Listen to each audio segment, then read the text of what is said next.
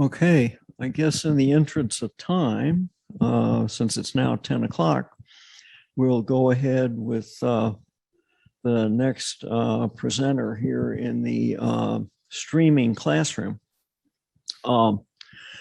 This next topic is comparing hospice and palliative care. As was already highlighted earlier today, there's a lot of confusion, particularly in the general public.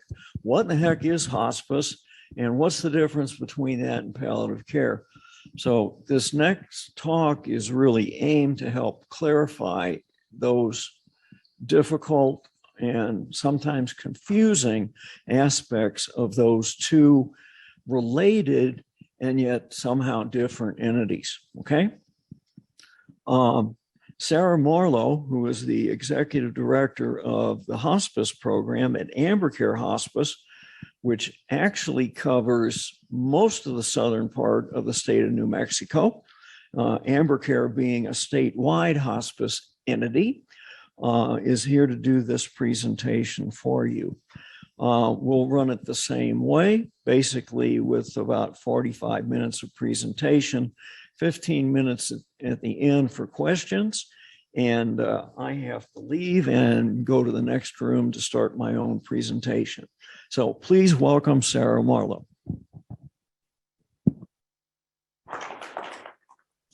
Y'all hear me? Thank you. So I'm really excited to be here. Thank you. I'm honored to be here to talk about hospice and palliative care. When we're done for the question and answer session, in front of you is a microphone little box. If you push it and hold it, the red light comes on. And that way everybody online can hear your questions. So we'll get started. There's my disclaimer. Presentations free of all commercial bias, no financial relationships. Talking about the objectives, define and differentiate hospice care and palliative care, and then list our specific admission criteria. Under the hospice Medicare benefit, there's a difference between the hospice criteria versus the palliative care criteria.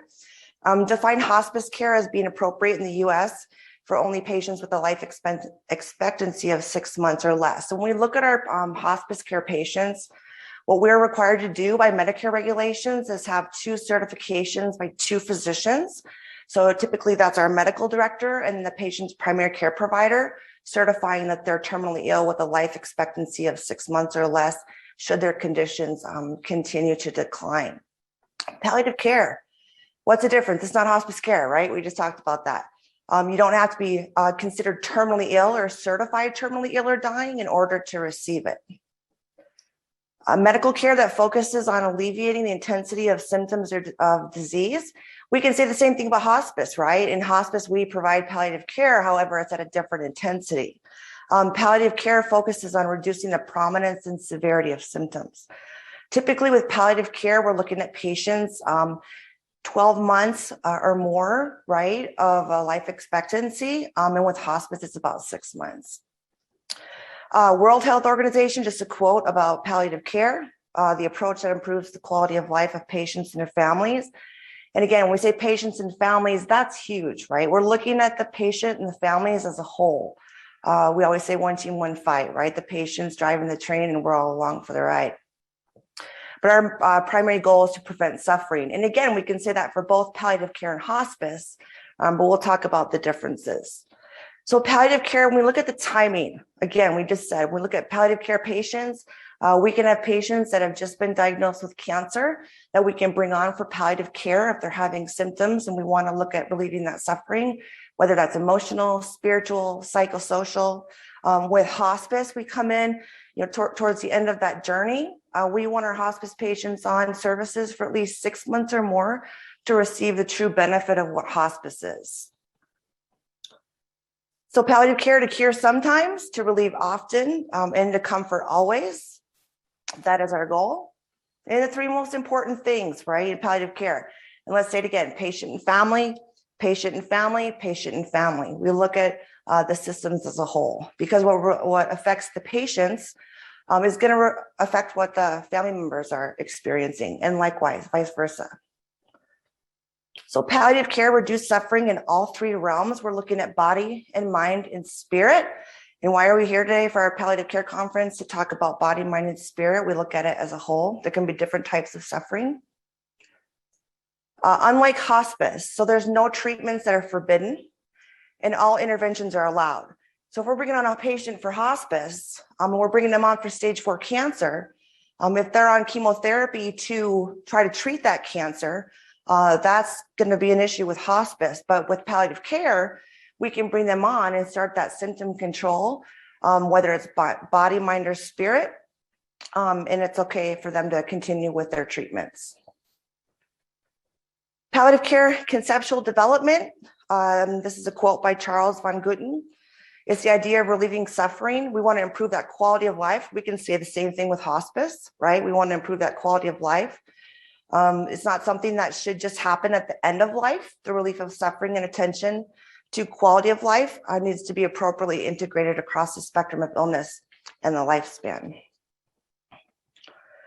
So palliative care, interdisciplinary team members. And again, this is a similarity with hospice. We have a team coordinator. We have a physician. Nurse practitioner can be involved. Same thing with hospice. Social worker, spiritual care coordinator, pharmacist. This is the interdisciplinary team when we look at palliative care. So who can receive palliative care? Individuals with chronic diseases such as cancer, cardiac, kidney, liver, COPD, lung failure, Alzheimer's disease and dementia, severe infections, strokes, ALS, HIV disease.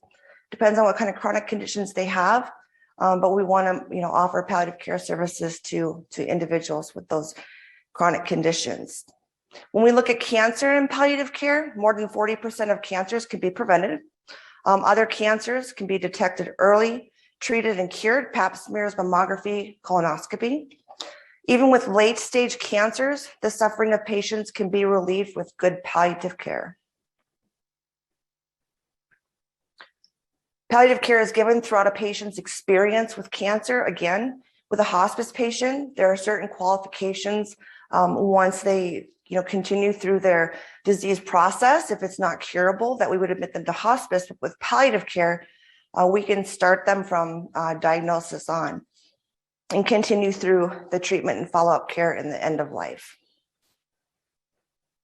Everyone has a right to be treated and to die with dignity. The relief of pain, physical, emotional, spiritual, and social is a human right. And palliative care is an urgent need worldwide for people living, especially with advanced stages of cancer. So we look at the key domains of palliative care. We're looking at pain management. We're looking at symptom management, such as anxiety, shortness of breath. We're looking at family support, psychological, emotional, spiritual. We're looking at communication. We're looking at disease prognosis, and we're looking at goals of care. And that's important to talk about goals of care when we look at and talk with our patients that are going through chronic conditions. What are their goals and what are the family goals? What are their biggest concerns and how can we help support those? Approaches to palliative care, there's not one size fits all, right? We all know that our patients have specific needs, depending on their conditions, depending on their family situations, depending on their support. Care is tailored to help meet the specific needs of the patient. We're going to put together that plan of care for palliative care. It needs to be comprehensive, but it needs to be specifically tailored towards what are the patient's needs, what are their goals of care, to include the family. Since palliative care is utilized to help with various diseases, the care must fit the symptoms, right? And it must also fit what are the patient's goals of care. Pain management is vital. When we think of palliative care, we think of hospice, we think of chronic conditions. The first things that we think of are pain management, symptom control, but it's vital for patient comfort to reduce patient distress. Healthcare professionals and families can collaborate to identify the sources of pain. We just had a wonderful presentation by Dr. Benson on the different types of pain and how to treat those. So that's what we're going to drill down to as the interdisciplinary team, IDT team. We want to identify the sources of pain and then how can we relieve them, right? I always say as a as a hospice nurse, what's the right recipe? Because what's the right recipe for one patient is not going to be the right recipe for the next patient. And it doesn't need to just include medication. It can include your different therapies, whether it's acupuncture, physical therapy. What can we do to help relieve those symptoms? Symptom management involves treating symptoms other than pain, such as nausea, vomiting, shortness of breath, weakness and fatigue, bowel and bladder problems, mental confusion, difficulty breathing. Emotional and spiritual support, and this is something that Dr. Benson touched on. What type of pain is that patient having? It may not be physical pain. It could be emotional pain. It could be spiritual pain. We see this predominantly a lot with our veterans that have come back and they don't feel like they have anybody to talk to, but you get a veteran volunteer in front of them and guess what? We're going to talk about, right? They're going to open up and the family sits there and like, I've never heard these stories before. But that's part of that recipe for the patients, right? To talk about when we provide supportive measures. So what does palliative care provide to the patient? Helps patients gain strength and peace of mind to carry on with daily life, aids in the ability to tolerate medical treatments, helps patients to better understand their choices for care. And this is important too, is giving them a feeling and a sense of control over this is their care. What do they want their care to look like?